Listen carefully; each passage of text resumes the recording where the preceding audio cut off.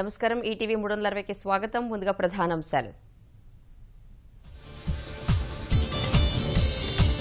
ఈ ఏడాది 6 లక్షల మందికి నైపుణ్యాభివృద్ధి శిక్షణ, సగం మందికి ఉపాధి కల్పించాలని సీఎం నిర్దేశం.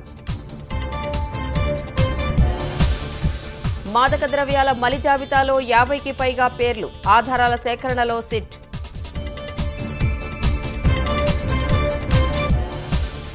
పోలవరం నిర్వాహితుల జాబితాలో మార్పులు, పెళ్లైన ఆడపిల్లలకు పరిహారం ఇవ్వని అధికారులు.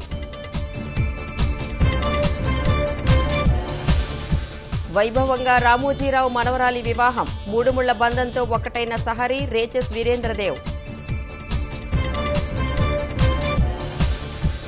పెళ్లి వేడుకల్లో పాల్గొన్న మహామహులు, శతమానం భవతి అంటూ ఆశీర్వచనాలు.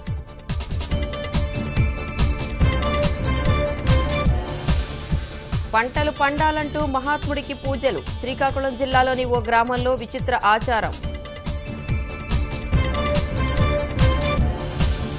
ఉత్తర భారతంలో ఆగని వరదల బీభత్సం, రాజస్థాన్లో పిడుగుపాట్లకు ఒకే రోజు 12 మంది మృతి.